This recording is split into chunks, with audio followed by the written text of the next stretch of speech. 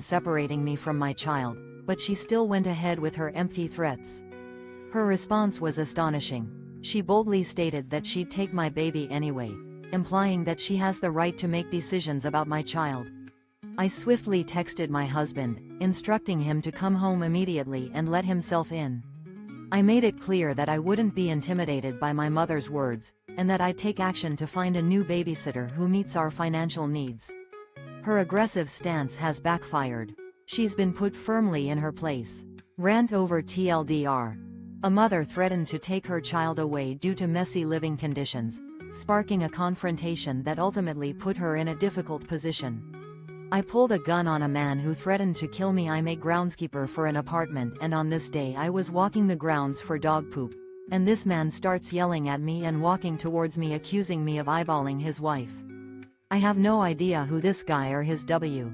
While on the job as a groundskeeper, I encountered a volatile situation. While patrolling the grounds to collect dog waste, a stranger began aggressively approaching me, shouting at me and claiming I was staring at his wife. Although I had no knowledge of this individual or his wife, I continued walking, trying to de-escalate the situation. However, the man continued to pursue me, his anger intensifying. He began taunting me, implying I was a tough individual, and ultimately made a chilling threat: "I'll fucking kill you." Fearing for my safety, I took a few steps back, but he continued to follow. At this point, I drew my firearm and slowly retreated, which prompted him to cease his pursuit. Given this unsettling incident, I am seeking advice on the best course of action. I keep wondering why parents have children when their own lives are really not stable, my parents being the same.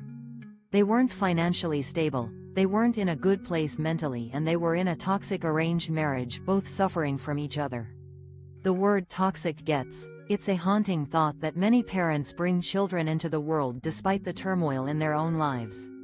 Their own struggles for stability, both financially and emotionally, often seem to be a distant priority.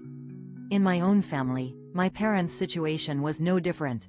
Their union, while initially arranged, had long since deteriorated into a toxic partnership where both parties suffered at the hands of the other.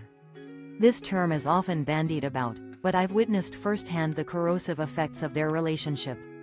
It's a painful reality that I've come to acknowledge. I implore those who find themselves in similar situations, for the sake of your children, take a step back and reevaluate your circumstances. Bringing another life into a world where love, stability, and security are lacking would only serve to sentence them to a long, arduous journey of struggle and hardship, a prospect that's both heart-wrenching and unbearable, especially in the formative years of their lives. Edit. None update. None TLDR. Think twice before having children, especially if you're not emotionally or financially stable. NMOM posted on social media that I died. I can't make this shit up. My NMOM posted on both Facebook and Instagram. It's with a very heavy heart that I have to say goodbye to my baby girl. The hole in my heart will forever remain shattered, with a ton of emojis. She even included a post on social media claimed I had passed away. I'm still trying to wrap my head around this. My non-mother posted on both Facebook and Instagram, stating with a somber tone, "I'm heartbroken to bid farewell to my dear child. A profound void in my heart will persist." The post was accompanied by a multitude of emojis and even featured a photo of me. I stumbled upon the news when my family members started bombarding me with frantic calls and texts.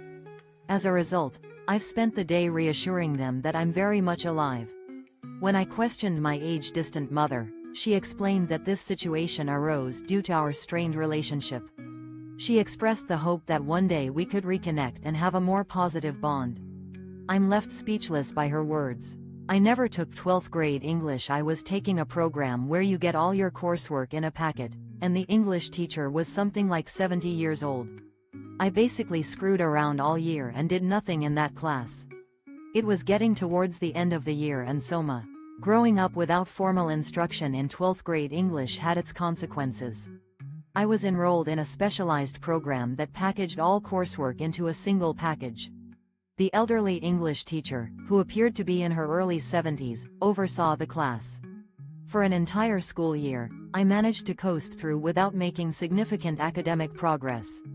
As the academic year drew to a close, I concocted a convincing narrative to the teacher, successfully convincing her that I had completed the coursework and was ready for the final exam. This deception eventually reached the principal's office, but I remained steadfast in my fabricated story. Miraculously, the teacher's recollection of my work improved dramatically, and I was awarded an A- at the end of the semester. A valuable lesson learned from this experience is the importance of sticking to your story and maintaining confidence in the face of adversity. We always eat our chicken breast medium rare. JN stepmom served pink chicken. I cut into it and noticed it was really pink and cold in the middle and refused to eat it. She decided I was a snobby brat who didn't know anything about food. Shouted, "We always eat our chicken brie." A culinary preference runs deep in our family. We love our chicken breast cooked to a delicate medium rare. My stepmother proudly presented me with a dish featuring pink chicken. As I took my first bite, I noticed the chicken remained cold and pink in the center, which immediately turned me off. Her reaction was anything but understanding. Instead, she labeled me as a snobbish, food-ignorant brat. Insisting, "We always eat our chicken breast medium rare. We prefer it that way." Her tone conveyed a sense of superiority, and her words were laced with annoyance. My sister, a nurse by profession, witnessed the scene unfold and quickly sprang into action, gathering the plates to give the chicken a bit more cooking time. The tension lingered in the air for weeks to come. Since then, I've only been able to stomach food at their home when prepared by my sister, who has a hidden talent for whipping up a delectable strawberry pretzel salad. Edit: the original story is likely written from the perspective of a teenager, possibly embarrassed by their stepmother's cooking skills. The narrative revolves around a humorous, yet slightly awkward, family situation. The story showcases the stepsister's kindness and cooking abilities. Update: AITA told wife to fill up gas in our car. My 27M wife, 25F, says my car is our car, although she never fills up the gas after using it, doesn't take it for servicing, doesn't even clean it when it gets dirty. Today, while we were returning home from work, I asked her to go. Is it fair to expect my wife to contribute equally to our shared vehicle?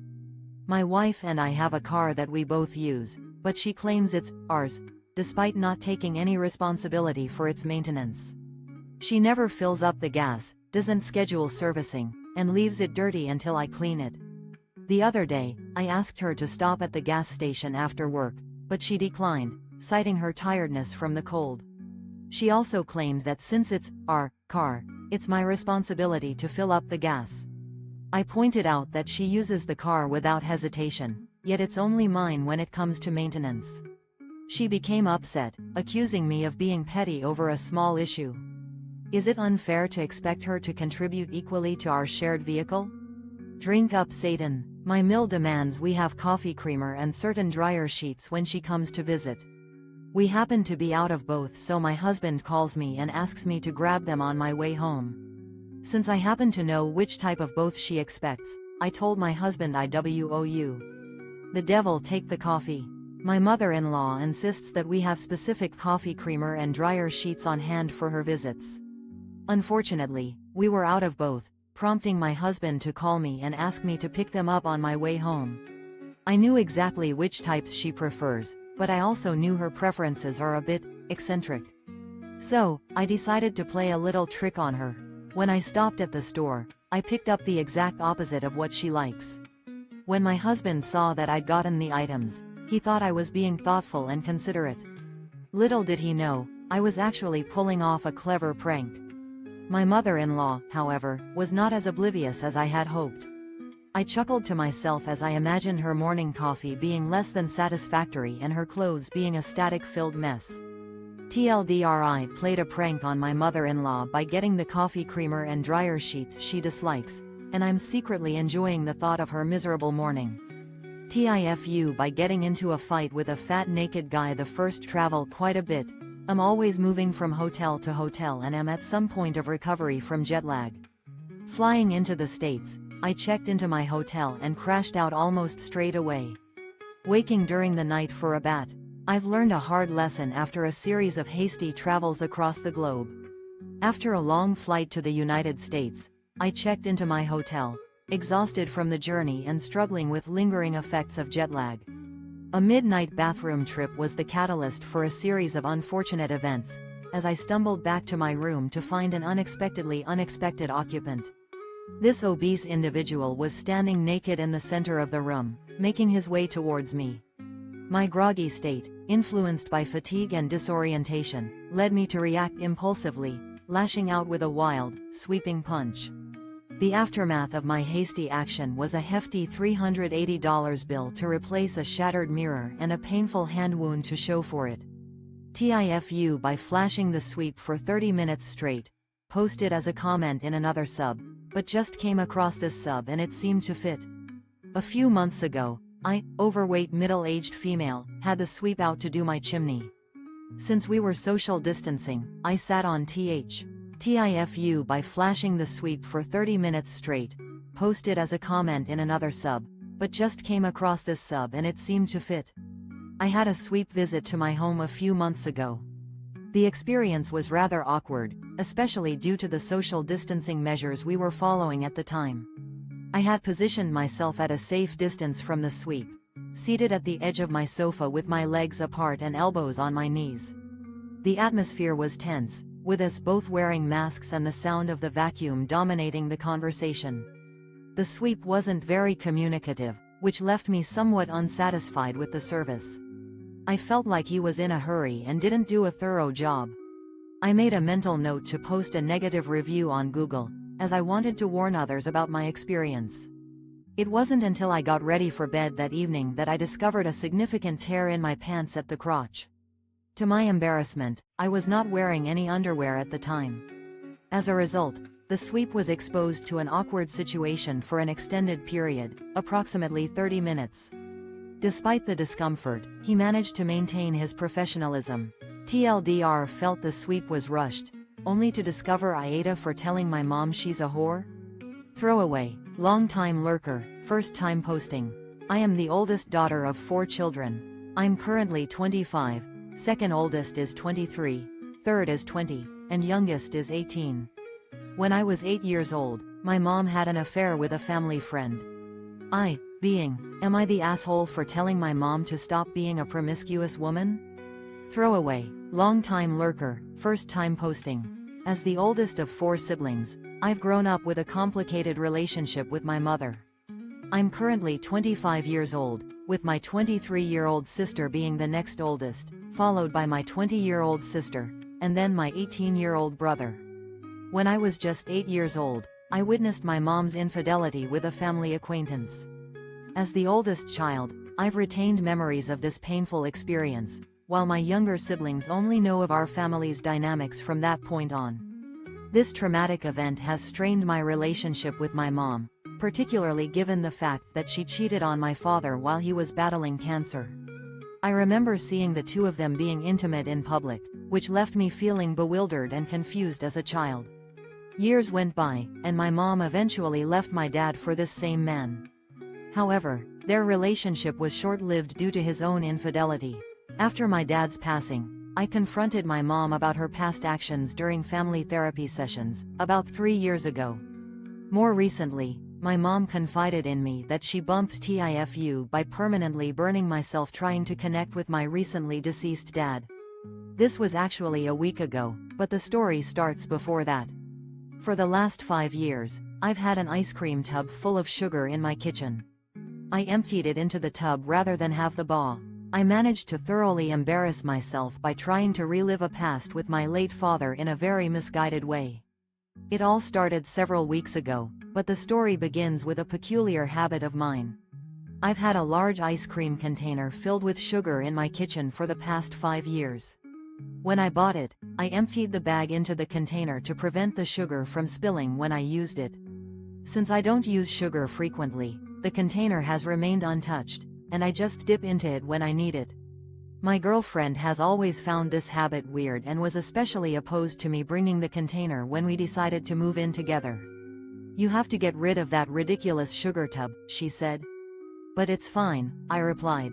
"Sugar never expires." "It does, and it's been sitting there for years," she corrected me. I insisted on keeping the sugar, and it now resides in our baking cupboard as a point of personal pride. I'm curious to see how long it takes for the sugar to run out. Perhaps it will outlast me, at which point it will be inherited by my lovely, supportive, but also wrong girlfriend. Oh, fast forward to the past winter. My dad suddenly and unexpectedly AITA for kicking my sister out to the streets because she cannot take my F***ing violin playing. I am 30F, a musician, playing gigs and at an orchestra as a violinist. Rehearsals just resumed, so orchestra is my main source of income. ATM. My sister, 26F, is a social worker. W. Am I the asshole for kicking my sister out over the violin? As a 30-year-old female musician, I'm currently focusing on my career as a violinist, with gigs and an orchestra providing my primary source of income. My sister, 26, is a social worker, working part-time and relying on her job for minimal income. I live in a 2-bedroom apartment, utilizing the second room as a practice space for my instruments and other belongings. 4 months ago, my sister moved in after a breakup, and I made space for her by relocating most of my belongings to the living room. However, she continued to request that I move more items out, turning the living room into an uninhabitable space. The main point of contention between us has been my violin playing, which she claims gives her headaches. Despite explaining that daily practice is essential for maintaining my income, she insisted that I play only when she's not home. With her work schedule, this wasn't feasible, and the arguments escalated. I tried to find a compromise by switching to an electric violin, but the noise level was still a concern. Multiple reminders from me that the arrangement was temporary seemed to fall on deaf ears. The final straw was when she moved my piano to blowing a major aerospace company's mind with a foreign graduate degree. I worked for a big, American, technology and defense firm with tens of thousands of employees. A senior executive who had worked there successfully for years was caught with a falsification on his resume. A foreign doctorate stirs up trouble. I worked for a significant American technology and defense firm, employing tens of thousands of people. A high-ranking executive who had spent years working successfully was caught fabricating information on his resume. He was immediately let go, and the company implemented a new policy requiring all employees to sign a permission form allowing the company to verify their highest claimed degree with their respective colleges or universities. I hold a PhD from a well-established European institution, which I was confident would have no interest in responding to the company's inquiry. After signing the permission form, I attached a note warning the company that the university might disregard their request. Indeed, it did. A month or two passed with no response from the university, prompting HR to invite me in for a meeting. They explained that the university had not replied, as I predicted, but that corporate would accept a photocopy of my degree. I agreed to this. My PhD from the prestigious European university is a large, authentic parchment document, featuring a thick wax seal and written entirely in Latin. To meet corporate's requirements, I carefully photocopied the parchment, section by section, by sliding it across the photocopier window. The process took about 12 pages to previous post. This happened last night, and AMP X200B. This update is way more dramatic and unpleasant than I had hoped, but it is what it is. I read what you all wrote. Unhealthy obsession. A relationship red flag. I've reached my breaking point with my boyfriend, a 25-year-old who has an almost unrelenting obsession with a picky eating habit. Last night's events still linger in my mind, and I'm reflecting on what went wrong. I appreciate the thoughtful comments and advice I received from this community, which reinforced my concerns about his behavior and helped me realize I'm not being overly critical. We were out to dinner when he brought up his upcoming trip to Germany and how he'd need to find a supermarket to stock up on frozen pizzas to maintain his streak. I tried to bring up the issue one last time, suggesting he consider trying new German cuisine instead of prioritizing frozen pizzas. He flatly refused, claiming he couldn't let people down by abandoning his streak. I expressed my concerns about the impact this behavior has on our relationship and his overall health, but he downplayed it, saying I was being too nosy and needed to mind my own business. We continued to discuss the issue throughout dinner, with him insisting his health is fine and that I'm being a control freak. I explained how this obsession affects me, our social life, and potential future plans, but he seemed unwilling to listen.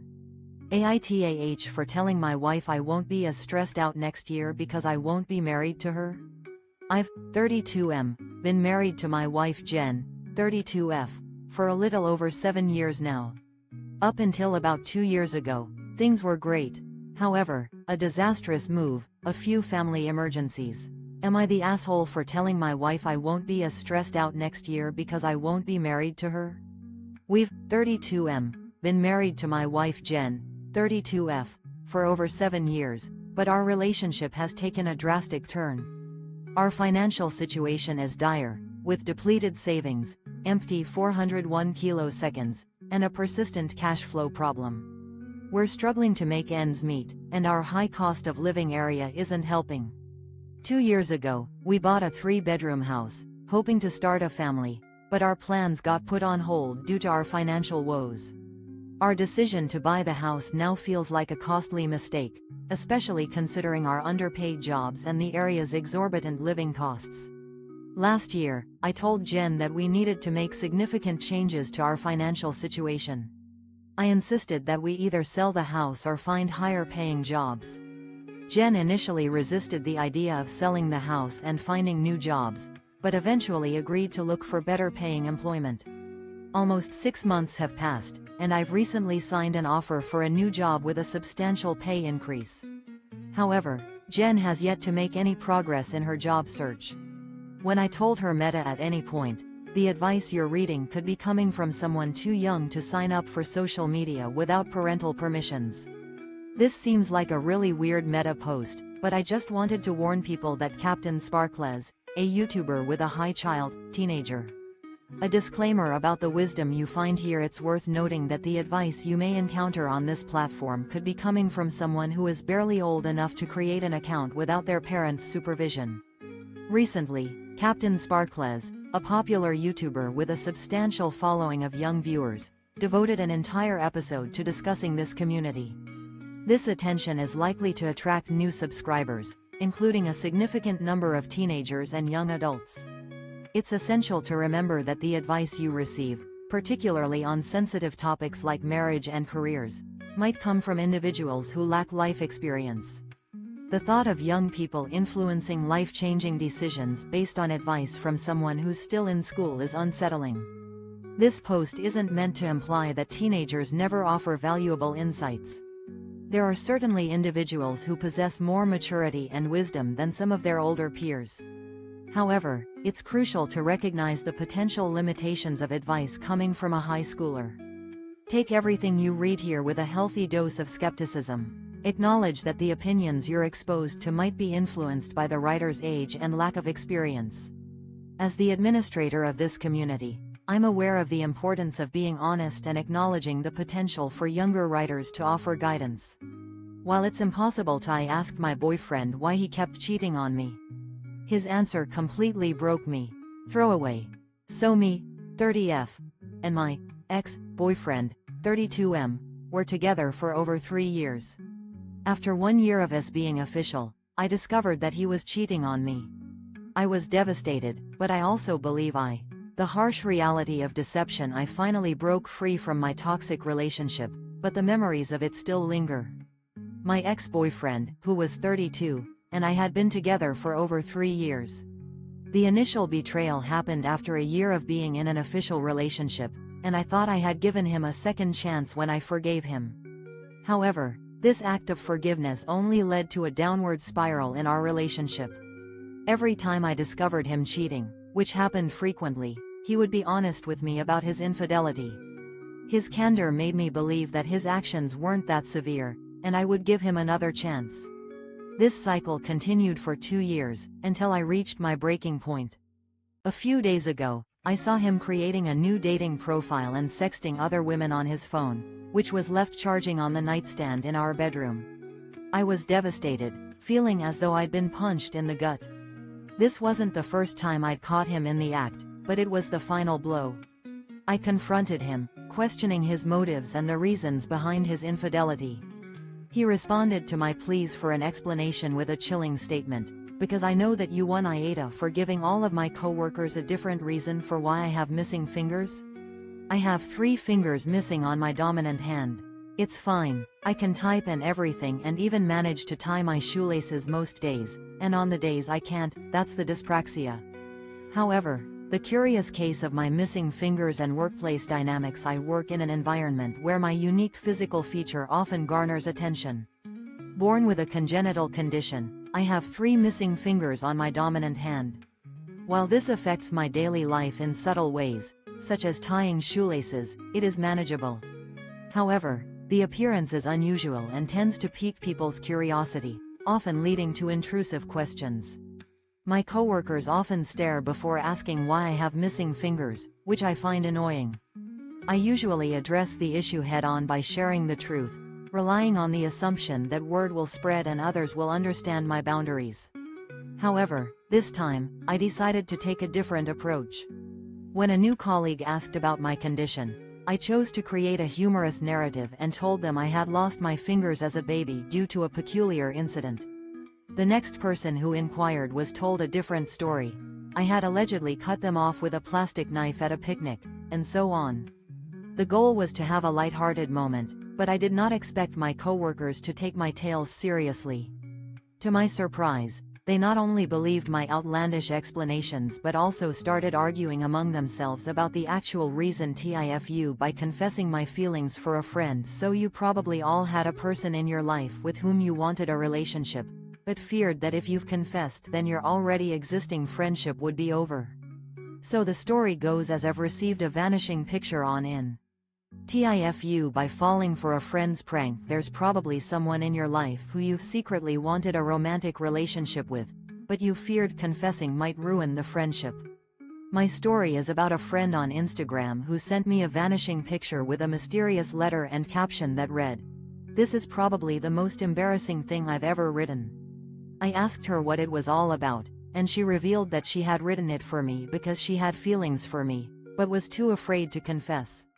This revelation initially made me ecstatic, but my happiness was short-lived.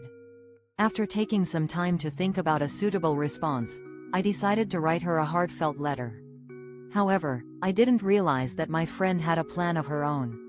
Her reaction was unexpected, as she confessed that the whole thing was just a prank and the letter she wrote was actually for someone she had a crush on a couple of years ago. Now, I'm left feeling uncertain and unsure of how to proceed, especially since she's one of my closest friends. TLDR, I was tricked into confessing my feelings by a friend who had been planning a prank on me. Edit. Since then, I haven't spoken to her as much, so I posted about a month ago about my sister requesting I wear a long-sleeve ankle-length black dress to her lakeside wedding in summer, while being 9 months pregnant, and I've gotten many requests to update. Well, my sister's summer lake wedding was a unique affair, with a dress code that left me feeling a bit stifled. A month ago, I posted about her request for all guests to wear long-sleeved, ankle-length black dresses, which, given my pregnancy and the sweltering summer heat, seemed more than a little challenging. Life had other plans, though, and my baby's early arrival took me by surprise. I was in the hospital when the wedding took place, and my sister was kind enough to be by my side as I welcomed our little one into the world.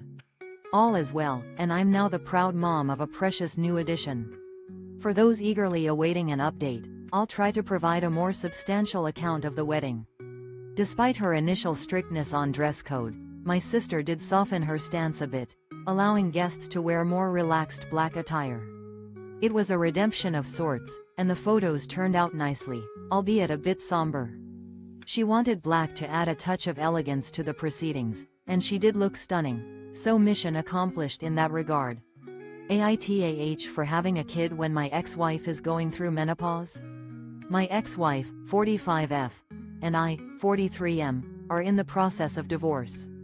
She started to hate me during our last year of my marriage, along with mood swings, and just being shitty.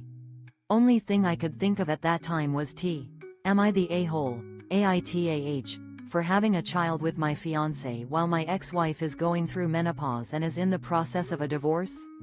My ex-wife, 45F, and I, 43M, are currently navigating a divorce. Over the last year of our marriage, her behavior changed, and she became increasingly irritable. I initially thought that the hormonal fluctuations might be the cause of her mood swings, but she took offense when I suggested this. I encouraged her to see a doctor, but she refused. The situation escalated when she asked for a divorce after I gave her an ultimatum to seek professional help. She described me as a mediocre husband and stated that she was better off alone, citing my lack of exceptional qualities and financial security. I didn't contest her decision, and she filed the petition for divorce. However, months later, she suddenly withdrew the petition, expressing second thoughts. This led me to file for divorce myself after meeting a new woman, 36F, who showed genuine affection towards me. The separation seemed inevitable. It later transpired that my ex-wife's sister had encouraged her to see a doctor, where she was diagnosed with perimenopause and started hormone replacement therapy, HRT. Her TIFU by getting banned from the supermarket for trying to be nice. I took my 1-year-old daughter to the supermarket to buy some groceries like I normally do. My daughter was in a stroller where she can sit and see everything around her. At the checkout counter she grabbed one of the SW. A lesson in consequences. How trying to be nice led to a supermarket ban. I recently took my 1-year-old daughter to the supermarket to run some errands. As we navigated the aisles in her stroller, she caught sight of some sweets on display and, being the curious child she is, decided to grab one. Unbeknownst to me, she managed to sneak the sweet into her stroller, where she began to play with the plastic wrapper. It wasn't until we were at the checkout counter, and I was busy bagging our groceries, that I realized what had happened. By then, it was too late, and the sweet was beyond salvage. Feeling a sense of responsibility, I decided to do the right thing and return to the checkout counter to pay for the sweet. I explained the situation to the cashier, who seemed to appreciate my honesty. However, things took a turn for the